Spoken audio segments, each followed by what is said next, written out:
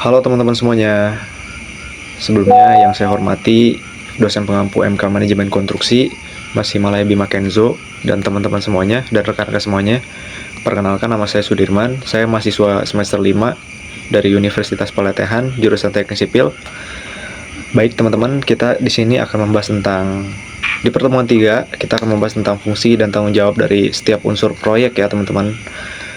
Baik, di sini ada poin slide-nya. Poinnya yaitu proyek itu artinya kerjasama antara banyak pihak ya teman-teman. Maksudnya apa? Ya tentunya proyek konstruksi itu bukan pekerjaan yang satu sama lain orang ya. Maksudnya pekerjaan yang satu orang atau satu pihak aja. Tapi ibarat sebuah tim sepak bola teman-teman. Ada striker, ada gelandang, ada back, dan ada kiper. Semuanya punya peran penting teman-teman.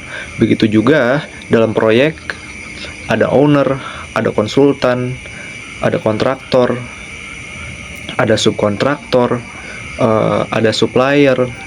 Nah, di sini masing-masing punya fungsi, teman-teman. Fungsinya serta tanggung jawab. Tanggung jawabnya ini harus jelas, teman-teman. Kalau salah satunya nggak menjalankan peran, proyek bisa berantakan tentunya. Karena itu, kerjasama jadi kunci utama keberhasilannya. Nah, baik teman-teman, kita akan bahas satu persatu ya. Di sini kita akan membahas ada owner atau pemilik proyek, teman-teman. Owner ini bisa disebut juga sebagai nahkoda ya, teman-teman, yang menentukan arah kapal. Dia adalah pihak yang punya mimpi, teman-teman. Ada dana untuk mewujudkan proyek. Fungsinya utama adalah yaitu menyusun visi dan tujuan proyek. Misalnya membangun gedung, jembatan, atau rumah sakit ya, teman-teman.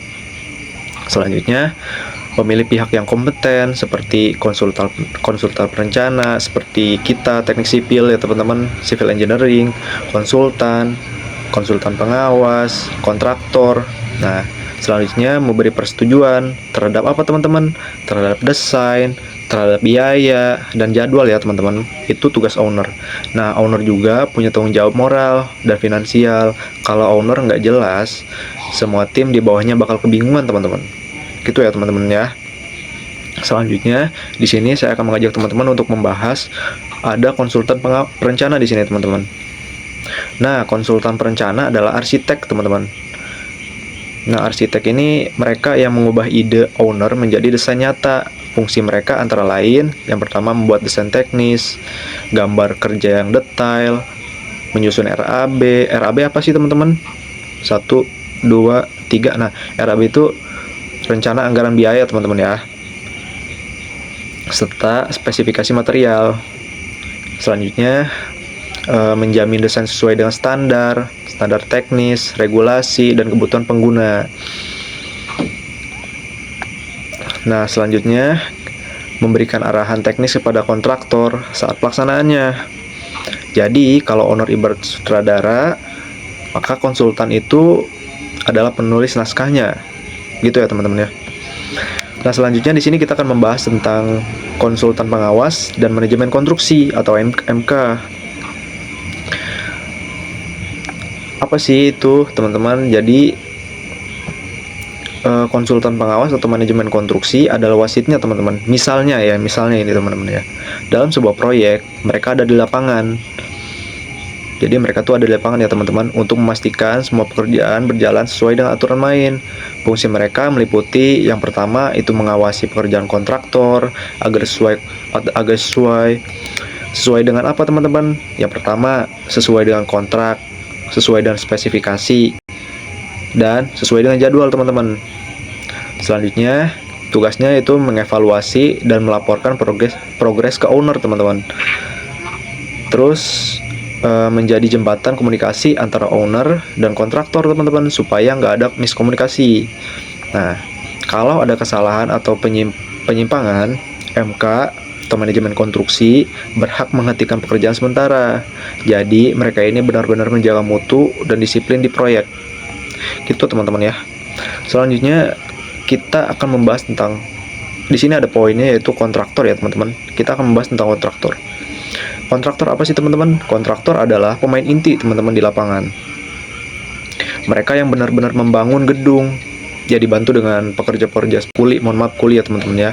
Jadi kontraktor adalah pemain inti yang mengatur, mereka semua yang menghandle ya, yang benar-benar membangun gedung, jalan, atau jembatan. Bukan kuli teman-teman ya, kontraktor ya.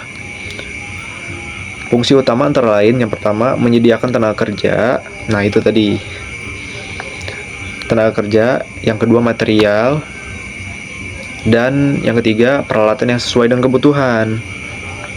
Selanjutnya yaitu menyusun metode pelaksanaan yang efisien. Selanjutnya bertanggung jawab atas mutu pekerjaan, ketepatan waktu, dan efisiensi biaya ya teman-teman ya. Selanjutnya tanggung jawab kontraktor sangat berat teman-teman di sini. Lumayan lah ya, karena mereka lah yang paling banyak menanggung resiko. Resiko apa? Tentunya resiko teknis di lapangan. Gitu ya teman-teman. Nah, di sini juga saya akan mengajak teman-teman untuk membahas. Di sini ada poin subkontraktor dan supplier. Nah, apa sih ini? Subkontraktor adalah spesialis dalam proyek. Apa itu? Misalnya spesialis instalasi listrik, AC, plumbing, atau finishing interior. Nah, mereka ini dipekerjakan kontraktor untuk pekerjaan yang membutuhkan keahlian khusus, teman-teman ya. Sedangkan kita akan membahas tentang supplier. Supplier adalah pihak yang memasok material, teman-teman, dan peralatan, misalnya pemasok semen, baja, keramik, atau alat berat, teman-teman. Nah, supplier ini wajib menjamin kualitas barang, teman-teman.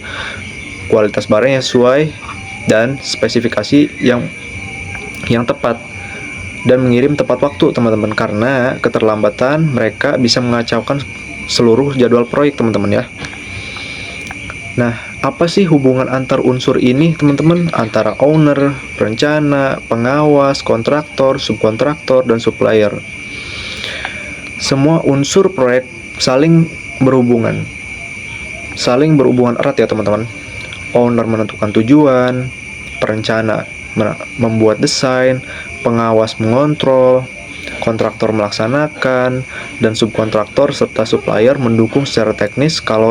Kalau diibaratkan sebuah tubuh, owner itu adalah otak, perencana adalah pikiran, kontraktor adalah tangannya, pengawas adalah matanya, subkontraktor dan supplier adalah syaraf pendukung, teman-teman, kalau diibaratkan ya.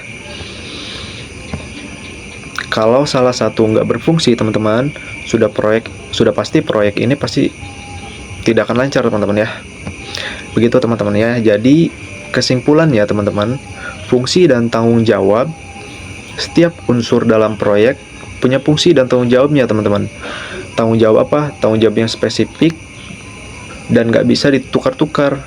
Misal owner, konsultan, kontraktor, subkontraktor, dan supplier semuanya harus kerjasama, teman-teman.